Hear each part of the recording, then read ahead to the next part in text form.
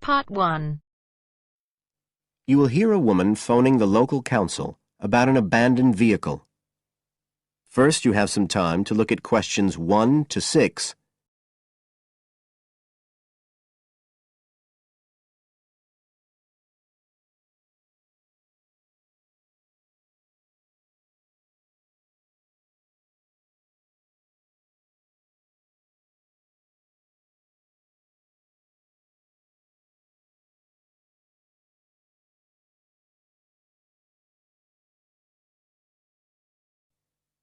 Now we shall begin.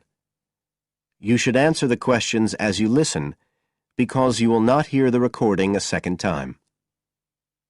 Listen carefully and answer questions 1 to 6.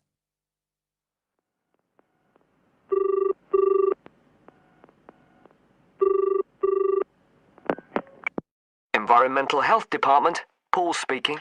Oh, hello. I wanted to report a vehicle that's been left parked near where I live. I think it's been abandoned.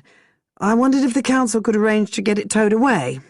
Have I got through to the right department? Yes, you have. If I could just take a few details. Your name, please? Mrs. Shepherd. Thank you. It's not my vehicle, though. I just thought someone ought to report it. No, that's fine. What I need to do is take some details first, then we can decide what to do about the problem. Oh, I see. So the next thing I need to know is your address.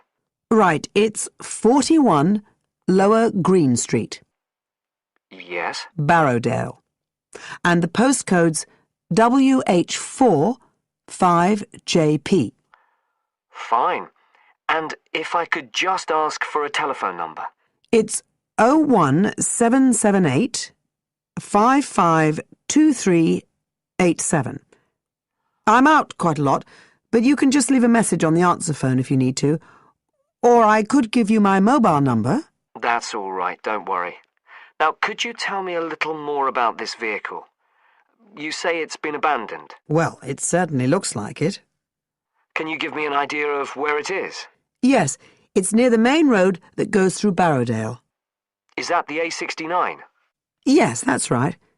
Now, there's the primary school just towards the end of the village, and then next to that, next to the children's playground, there's a field, and it's in there. Oh.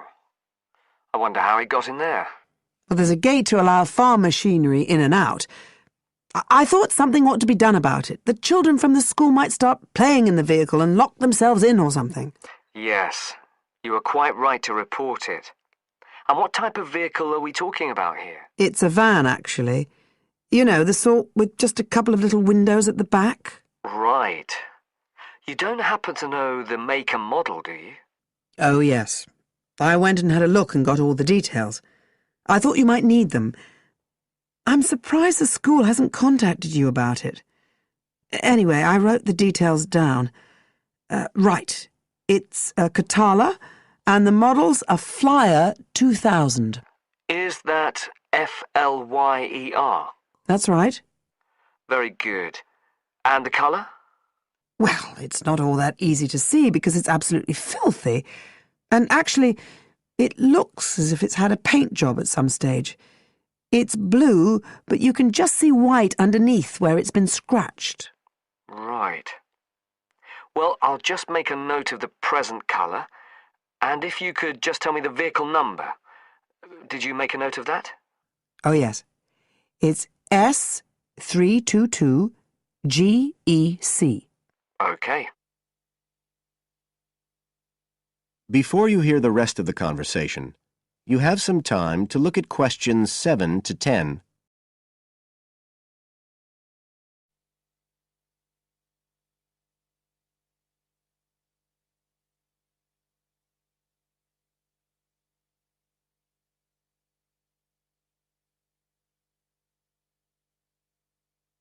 Now listen and answer questions 7 to 10. And it sounds as if the general condition of the vehicle isn't too good, from what you say. No, it's pretty poor. It wouldn't be drivable. It's got a flat tyre and there's a crack in the windscreen. I reckon someone just wanted to get rid of it. That's usually the way. It's been there for nearly a week. No, it must be 8 days. I remember it was a Sunday morning when I noticed it. It wasn't there the day before. I walk past it most days on the way to the shops. I'd have thought the school would have reported it. Does the field actually belong to the school? No, it's part of Hill Farm Estate. Right. I'll just make a note of that. And I don't suppose you have any information about who might own the vehicle? No, I've no idea. So what will you do now? Well, we'll come and have a look and see if we can trace the owner. And if we can't, the vehicle will be removed as rapidly as the law permits. It could be anything up to 20 days. One thing I should say, I'm quite sure this doesn't belong to anyone round here. I'd definitely recognise it if it was from someone who lived here. So you don't think it was anyone local? Right. I'd say at a guess we're looking at a stolen vehicle here. I did wonder if it might have been. You hear such a lot about car thieves nowadays. Well, we certainly will be looking into that possibility. Anyway, thank you for contacting us, Mrs. Shefford, and we'll keep you informed of what happens. Right. Thank you very much. Goodbye. Goodbye.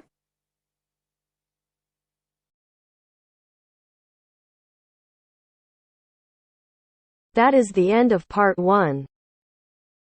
You now have half a minute to check your answers.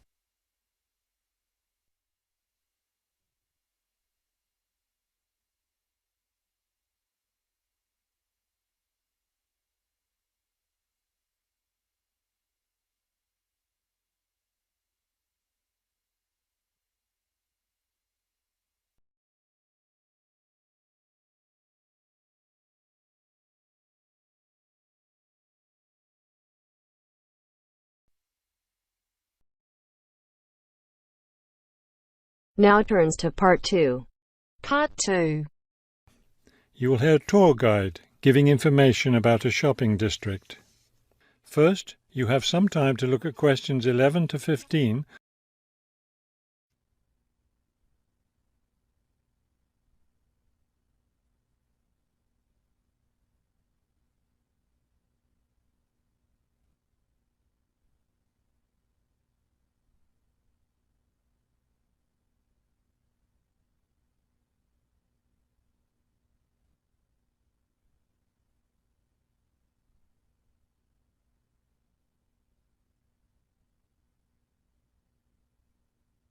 As you listen to the first part of the talk, answer questions 11 to 15. This afternoon, we'll visit the city's shopping district. Several blocks in the area are closed to car traffic, and I know you'll enjoy walking around there. I'd like to give you an overview of the district now, since you'll be on your own once we get there. You'll see on this map here that the shopping district consists of 2 streets, Pear Street, which runs north and south, and Cherry Street, which crosses Pear Street right here. Let's start our tour here on Pear Street, where the star is. This star marks the Harbor View Bookstore. It's very popular among locals as well as tourists. You can buy a range of books of local interest, as well as a variety of magazines and newspapers. It's directly across the street from the city library, which is also worth a visit. It's in one of the oldest buildings in the city and contains, among other things, an interesting collection of rare books. Now, moving up Pear from the bookstore toward Cherry, the next building on the left is the Pear Cafe. You'll notice it's right on the corner of Pear and Cherry Streets. It's a great place to relax while enjoying a delicious cup of coffee or tea. You can talk with friends or read quietly. They have a variety of books and magazines available. From the windows of the cafe, you can look right across Cherry Street for a lovely view of city gardens. It's a rather small garden, but it contains a variety of exotic plants and flowers. Let's leave the cafe and cross Pear Street. On the opposite corner, we're at Caldwell's Clothing Store, which you might also want to visit. They sell both men's and women's fashions from countries around the world. Continuing down Cherry Street, the next building on the right after Caldwell's is the souvenir shop. Stop in here to get maps and books about the local area, as well as T-shirts and postcards with pictures of the city. Now, we cross Cherry Street and we're at the Art Gallery, one building down from the corner. Here you can see, and of course purchase, many fine paintings and sculptures by local artists. Let's keep going down Cherry Street toward the harbor. On the left, right after the gallery, is Harbor Park. It's a lovely place, and it's certainly worth spending some time there. Before you hear the rest of the talk, you have some time to look at questions 16 to 20.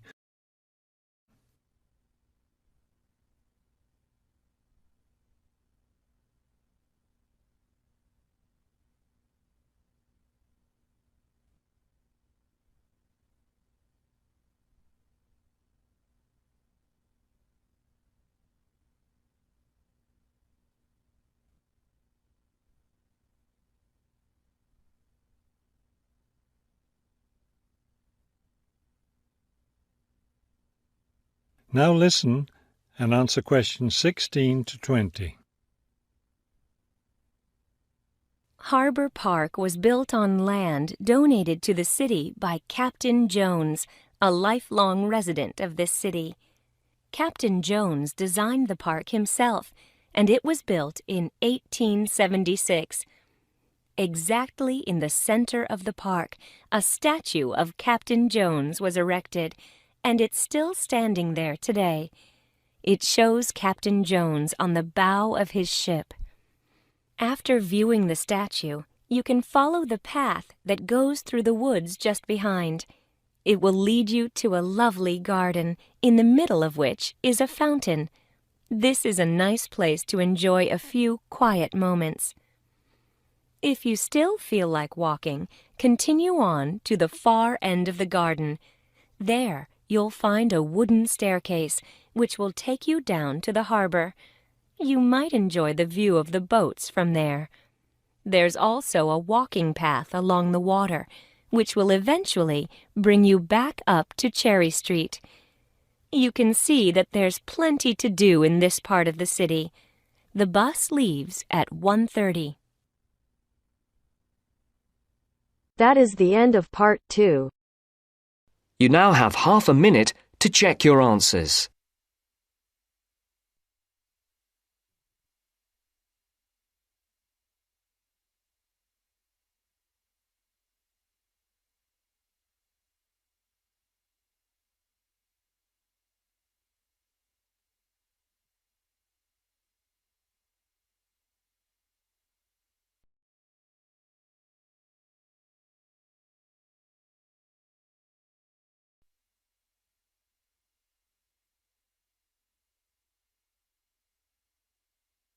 Now turns to part 3.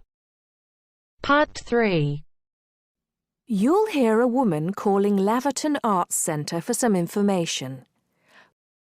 First, you have some time to look at questions 21 to 26.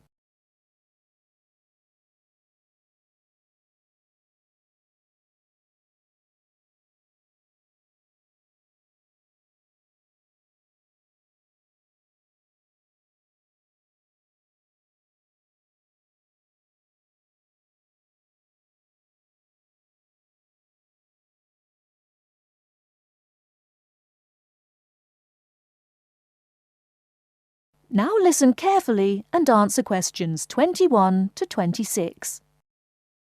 Laverton Arts Centre. How can I help you? Hello.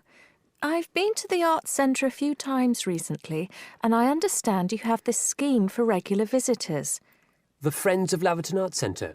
Yes, that's right. I wonder if you could tell me a little about it.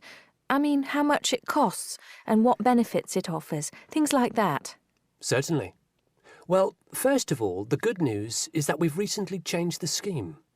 It used to cost £15 a year, but now it's free. All you have to do is fill in an application form. You can either come to the Arts Centre and do that here, or you can go to our website and apply online. And so what are the benefits of joining? There are actually quite a few.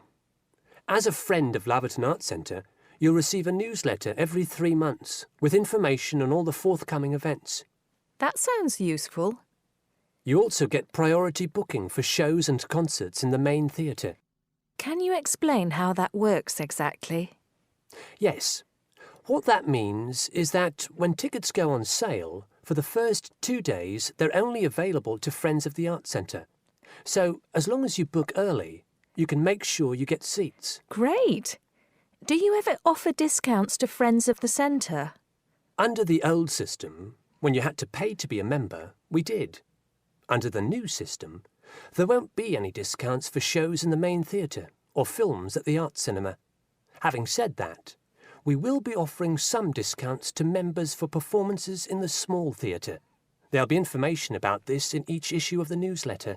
I suppose I can find that information online as well, can I? Absolutely. Actually, we're redoing our website at the moment. Right now, there actually isn't a special section for Friends of the Arts Centre on the website. Once the site's been redesigned, there will be.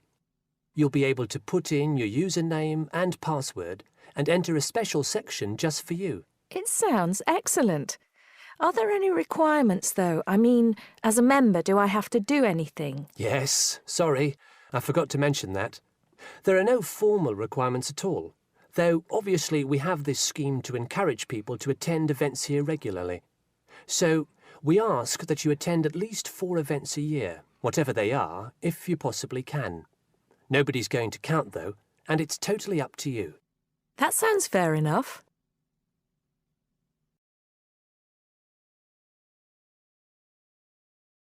Before you hear the rest of the talk, you have some time to look at questions 27 to 30.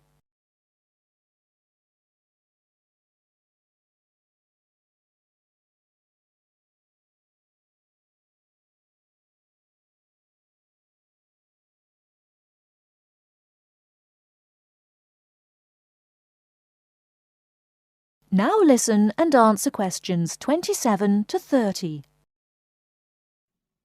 While you're here, we're actually conducting a short survey of people who phone up the Arts Centre.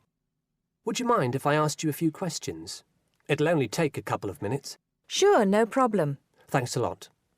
So, how many times have you visited Laverton Arts Centre in the last 6 months? Well, I've only lived in the area for the last 4 months, so not that many times. 3, I suppose.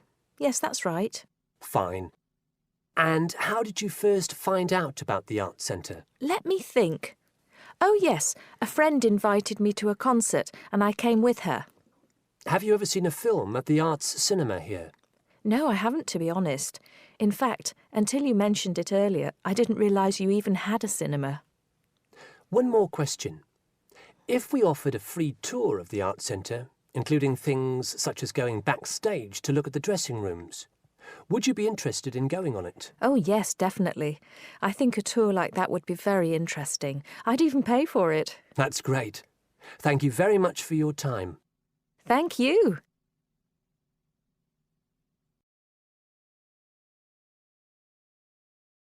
That is the end of part 3. You now have half a minute to check your answers.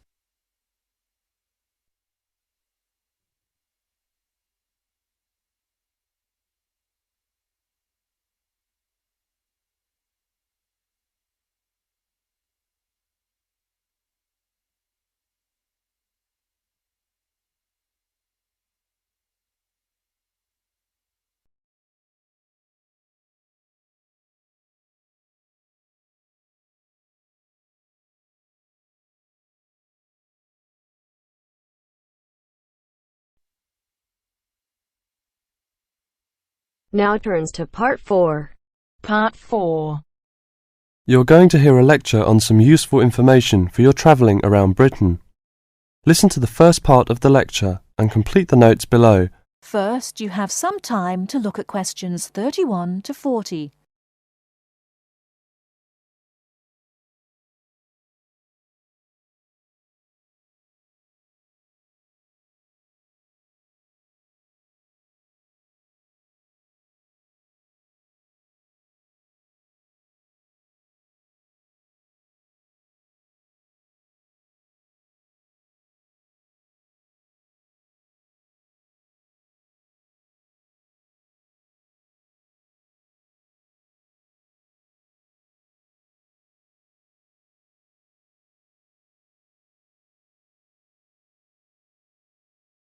Now, listen carefully and answer questions 31 to 40.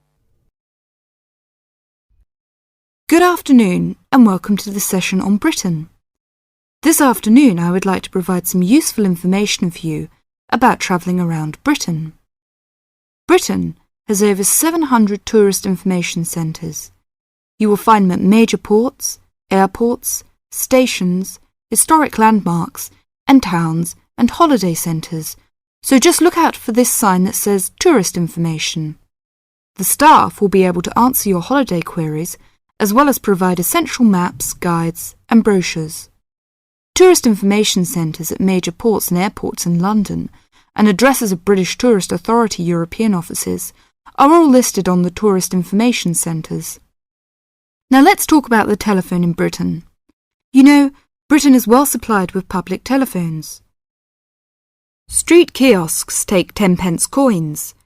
In city centres, mainline railway stations, airports, and central London underground stations, payphones and card phones are in operation.